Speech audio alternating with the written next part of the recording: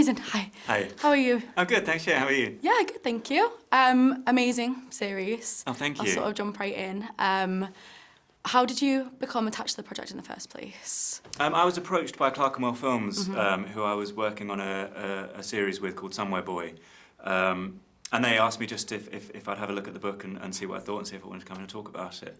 So I instantly ran, got the book and fell completely in love with it. I was also terrified by it, but knew I had to do it. So sort of begged and pleaded and cajoled and pitched, and thankfully they bought it and took me on. Amazing. What was it that drew you to it in the first place then, after you sort of went out and bought it and had a read? Well, my pitch to Clerkenwell was that I understood it in ways that I wished I didn't. You know, it terrified me kind of in how it connected with me, and which I think is rare and really important, I think. And so realising actually that how rare that was, thinking that I think audiences ought to be connected with in that way, you know, challenged in the way that I felt challenged by this book. Yeah. So after reading it, if there was sort of one emotion that you wanted to draw out from the original text with your adaptation of it, what would that be? I mean, there is so much going on in it.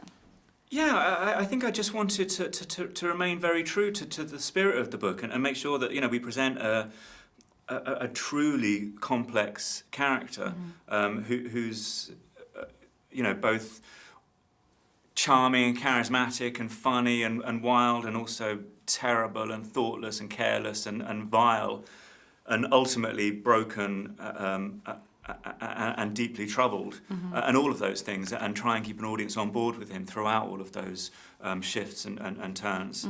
So, I mean, in a very perverted way, I suppose, do you think that Bunny is a likeable character? In different ways. I think that, you know, to begin with, he's likeable because he's impossibly kind of charismatic, you know. And I think as we see through sort of Bunny Jr.'s eyes, through his son, you know, that his dad is then something to be kind of pitied. Yeah. And your sort of heart ought to I think break for him in the end. You know, and I think throughout that journey you should probably love, hate, warm to, despise all of the, you know, this character all almost in the same breath, you know. Which is why having, you know, Matt Smith come on board and sort of fill it, you know, with all of that kind of charm and you know, his sort of brilliant kind of complex performance really kind of pulls us through, I think pulls an audience through. Was it someone like Matt Smith that you saw in your mind's eye before Matt Smith came on board? Yeah, totally. And then once we talked, you know, started talking about Matt Smith, it kind of couldn't be anyone else. You know, there's something about him, and he's so, you know, so brilliant, but also so charismatic and charming and kind of lovable and yeah, I think it allowed us to push the scripts even further and go to places that perhaps we were a bit fearful of before, because we knew an audience would follow Matt on that journey. Is there any place in particular that you're thinking of? Yeah, I don't know. I'm worried about sort of giving spoilers, but there's certainly some scenes later on where you know, we're really challenging an audience to stay on board with the character, and while also exploring why he's behaving the way, you know, in his worst moments. We're also exploring why he is the way he is. You know, how he's been raised, how he views his own father, and how he's been broken by his own relationship with his father, as he's also behaving in the most despicable ways, and challenging an audience with that, you know. What was it like to bring to life a character like Bunny? What was your relationship with Bunny like when you were writing him? From the novel, of course. I think, you know, throughout all my work, what I'm interested in exploring is the fact that there's no heroes, there's no villains, you know, there's no monsters. We're all just people trying and usually failing completely.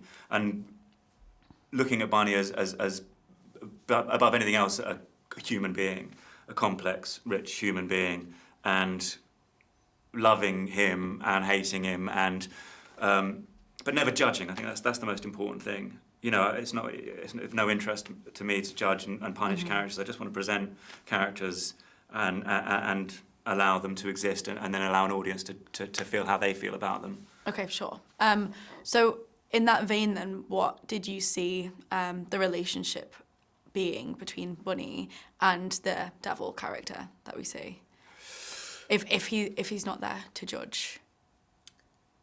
Well, it's sort of, you know, it's Bunny judging himself, essentially. You know, I think that's ultimately it. You know, any of us that have transgressed, you know, the punishment, no one gets away with anything. You know, the punishment's coming, be it within or without, you know, and almost sort of, I think people, you ought to hope it's from without, because if it's from within, it's going to be worse. You know, everyone's going to sort of, you know, be their own kind of judge, jury, and executioner in the end. And I think that's ultimately, you know, it's you know, obviously a serial killer, but what it becomes in Bunny's mind is his conscience and his reckoning coming for him. You know, and the worst punishment we can mete out to a man like Bunny is that he becomes aware of himself and what he's done. So self-awareness is the real exactly killer, that, yeah. Really.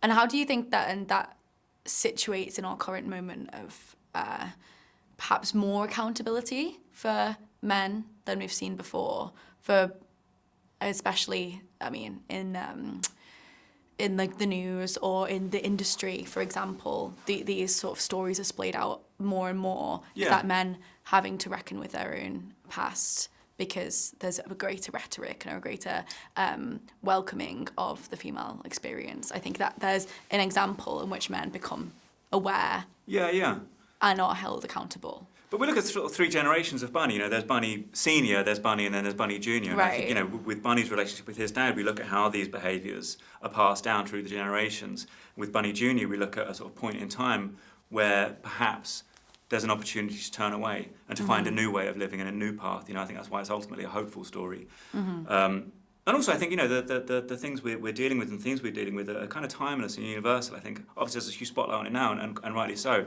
But I think it's always is sort of ever thus, you know, and it's something that always ought to be reckoned with and explored and thought about. And I think, I think showing Bunny reckoning with himself and seeing Junior realising what his, you know, we look at a relationship between a father and a son that usually takes a lifetime for us to look at our own fathers and go from sort of hero to complex, flawed human being, you know. And Junior has to do it in a very short amount of time. And does so, I think. You know, he becomes aware of who his dad is and perhaps that his dad isn't a man to emulate, and that perhaps, although it's going to be harder, he's going to have to find his own path.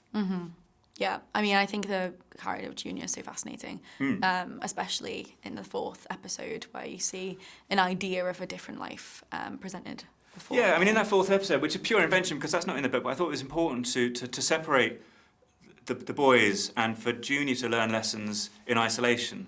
You know, and essentially what we wanted was, you know, he's experienced sort of different types of love. You know, he's experienced the love of his mother, which is sort of all-consuming, but it's too much almost. You know, he becomes sort of almost prop in her breakdown, and it's not. Yeah. It's not right. You know, it's not enough. And with his dad, that's sort of complex and you know, and his love for his dad isn't. You know, but what he sees with Yvonne and her son in episode 4 is real, quiet, domestic. You know, love. It's tough. You know, but she's providing. She's getting through it, and it's important for him to see that. I think just what actual sort of real, quiet, domestic love looks like, and it's a revelation to him. And it's the episode where he confronts his mother and says, you know, I don't think the way that you treated me was entirely right either. Yeah. You know. Okay. That's fascinating to me. I wasn't aware that I wasn't in the original book, because I haven't read the original book. Did you feel it necessary to put in to be able to like take a break or take a breather from the sort of relentless torment of the Bunny Buddy story, or? Yeah, I think so. I think, you know, the book by its nature is sort of, you know, is you know, sort of circular and kind of repetitive, and it works brilliant in the book, but it wouldn't translate to screen. So there was, you know, just a need really to sort of invent story and to give the journey sort of a bit more, make it a bit more sort of linear. Yeah. But and I don't know, it just felt right at the time, I think, to give Junior his sort of first experience of a different kind of love. Yeah, because I think it becomes more powerful at the end when you see that. Yeah, exactly. I don't know what to, the spoiler one. No, I know. One sort of endless high alert, you know. Yeah, exactly. Okay, fantastic. I wonder then if you felt and how you might have dealt with it if you did a responsibility adapting Nick Cave's novel, if you felt a responsibility towards his grief. I know you can understand, you said yourself, you can understand the story in a lot of ways, but did you? And if so, how did you work through that heightened responsibility to the story and to Nick? It's just important to me to do justice to Nick's brilliant novel, right? And to make sure that we retain, that we remain very close to the spirit and the tone of it, and the audiences receive it well. I just. And to do that, you almost have to sort of not overthink it and to try and be as fearless and bold as possible, because you're going to make changes, and you're going to throw some stuff out and put new stuff in, and you almost can't worry too much about upsetting people, because you just have to do. There's a reason I've been brought onto the project, and I need to do what I need to do to it. Yeah. As did everyone in the team. Nick was a brilliant collaborator. Enormously supportive and helpful, and had some big notes and thoughts along the way, but enabled us and emboldened us to really kind of go for it. It felt like everyone that came on board saw this as a real opportunity to take a great big swing at something, and maybe miss it by a million miles, but hopefully get it, and almost risk everything doing so, because you can't half-arse it. It's such a singular piece that you have to fully commit, and like I say, everyone that came on board sort of came on board with that spirit, so it was really exciting. Because I think there are a lot of projects where if you're adapting it from like a source material, the person who owns the source material has a very certain vision of it, and finds it difficult to let go of that vision. But it sounds like it wasn't. No, he was great. But I think ultimately, if we hadn't been true to the spirit of it, I'm sure he would have taken umbrage and redirected us. But I think we were all such, obviously that's why we're doing it, such enormous fans of the work that. We just didn't want to fuck it up. Yeah, sure. So he wasn't too overbearing in sort of the collaboration. No, not at all. No, he was great. He was. I was speaking to Isabella before. She did an incredible job with the directing, obviously. But she said she was been a massive fan of Nick Cave's work and his world since the 90s. Did you have that sort of history with his world and like the gothic tendencies of his world before you started writing the piece? Not as much as I've always been a huge fan, to the point that I banned any mention of Nick Cave's name or any of his music from my house while I was writing the pilot, just because I didn't want to be intimidated, because obviously he holds such a sort of place in the kind of cultural landscape, rightly so, kind of so revered. So a huge fan, and so as a result, it's been extraordinary to work with him. And in terms of that, it's a very obviously gothic piece, and that comes a lot through the directing style. But I wondered if you thought a lot about genre when you were writing it. No, not really. I just wanted I just wanted it to be real. I wanted it to feel real. I wanted to make sure that Bunny's, the character of Bunny, that the experiences of Bunny Jr. felt real and relatable. We're not living we're not creating a fantasy world, where an audience is allowed a kind of pleasing, safe distance. It's real. This stuff happens. People like this exist. People behave in this way, and we go through things like this. And sometimes, we feel these things, that perhaps are sort of secret, weird, dark impulses and shames. And it's important to explore all of those things and connect, And so I think what we all wanted to do was for it to feel real, And I think, certainly the writing process, trying to kind of, as I may have said earlier, to sort of almost live through the character and feel what he was feeling, which may be a nightmare to be around, but I think imagine. Hopefully comes out like in a form the work. of method acting, but through your writing sort of thing. Just just going mad in an office at the top of my house. Yeah. How long did it take you to write? We've been working on it for years. God, I don't know. It's all been such a weird blur. Some episodes came very quickly. Some episodes were a real struggle, and endless drafts and rewriting and rethinking. And some just came out sort of, it's that terrible thing of you sort of write an episode in a few days and think you're a genius, think you've cracked it, and then the next episode takes a month and you want to kill yourself, Absolutely. Yeah. So I wonder then, with the sort of desire to make it as realist, if you wouldn't mind my phrase there, as possible, then how did you approach the more like surreal moments in the series? I think just allowing ourselves to have fun with the tone. I think, well, you know, because I think also ultimately once you're emotionally grounded, you can then do whatever you want. Yeah. You know, because an audience understands and feels it and connects. So then you can take them on a wild ride and you can throw things in because you're all together, you know, and it feels real emotionally. And once you've got that sort of solid grounding, then you can, you know, and we go to some extraordinary places towards the end. Yeah, exactly. It gets wilder and wilder and wilder. But it felt right. It was just working at the speed of our kind of build to those things, and when we were allowed to have those moments without kind of throwing an audience off. Yeah. So the pacing was important. Yeah, exactly. But like I say, I think, you know, Matt Smith, for example, is so. It draws an audience in so much, and is so real and complex in his performance that you know, you're with him essentially. You know, so we can throw curveballs to an audience because we know they're going to stick with us and stick with him. We hope. Yeah, no, absolutely. I mean, his his acting in it was like electrifying. Unbelievable, isn't it? Yeah, it's so good. It is unbelievable. And such a joy to work with, you know, and so committed. And like I say, you know, sort of as with everyone else, sort of saw a real opportunity to have a great big swing at something, and was so bold and fearless and committed. And you know, I've got so much respect for him for that. Did you see the script take on like a new life after you'd finished writing it and it went into the... Yeah, it always does. But anything you write, you know, there's a sort of endless kind of process of recalibration. You know, it exists in a very, very particular way in my head and on the page. And then, you know, the reason you work with such, you know, lucky enough to work with such brilliant people is that they come on board and then bring their own vision to it. And so it changes and it shifts and the hope is, and as was the case on this, that every person makes it better and enriches it, and that was totally the case, you know. So it exists now in a way that was so much better than what was in my head as I was in my little office on my own. Yeah, I think what stood out to me with the plot especially was this sort of anti-capitalist, anti-consumerist like leanings.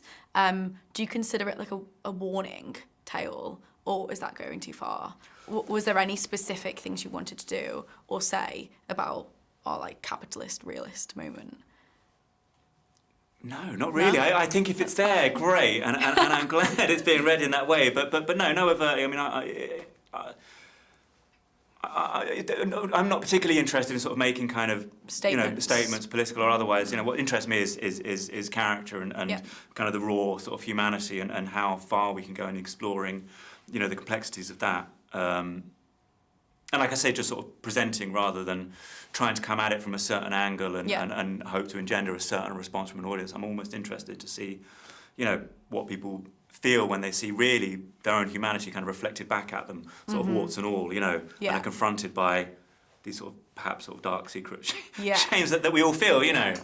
I think that, as you said, it's a hopeful force, even in the sense that it universalises us through our dark side. Really.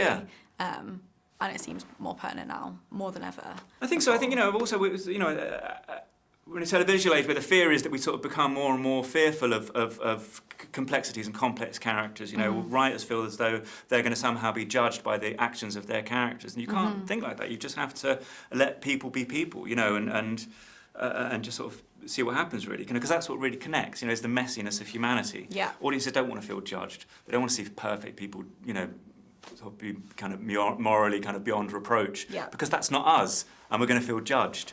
You know, and if we start feeling judged every time we turn the TV on, we're going to stop turning it on, you know. Sure. I think that's a great place to end. Let people be people. That's fantastic. Right.